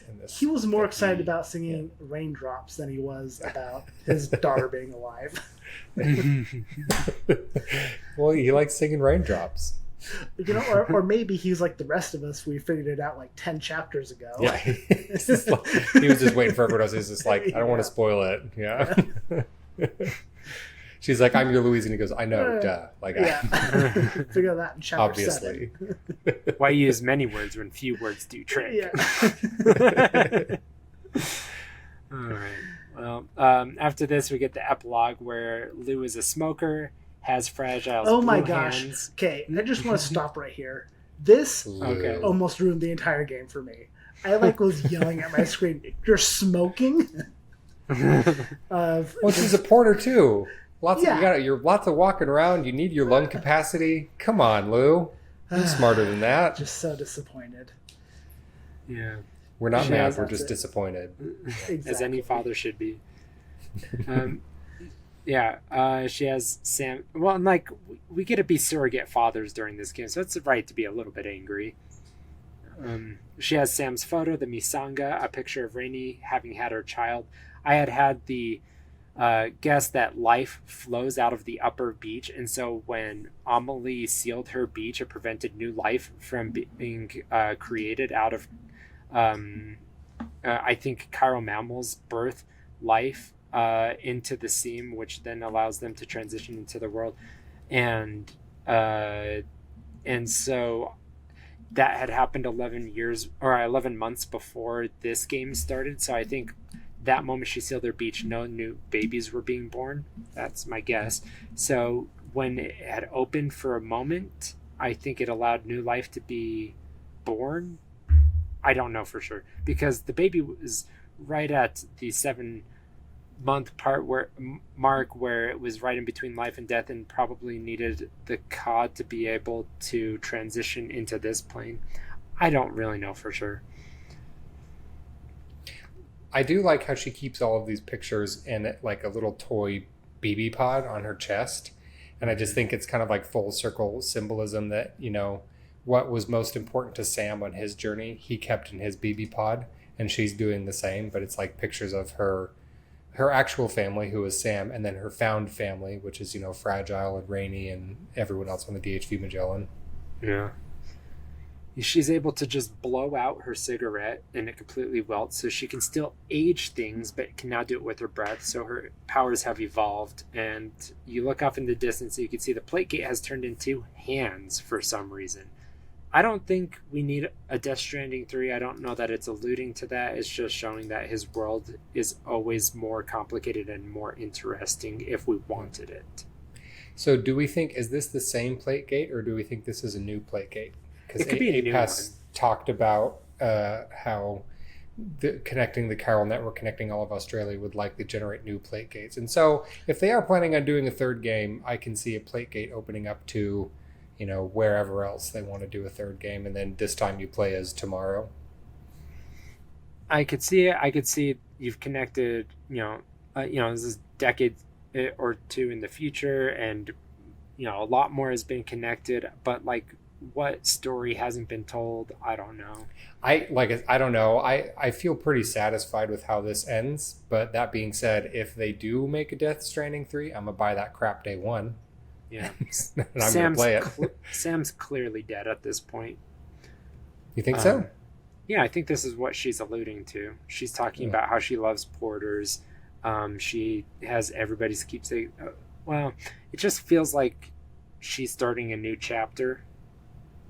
I don't know. It felt like that's what she was saying. It's like she was doing a voiceover that kind of denoted like I love the legacy of my father and I'm starting it for myself.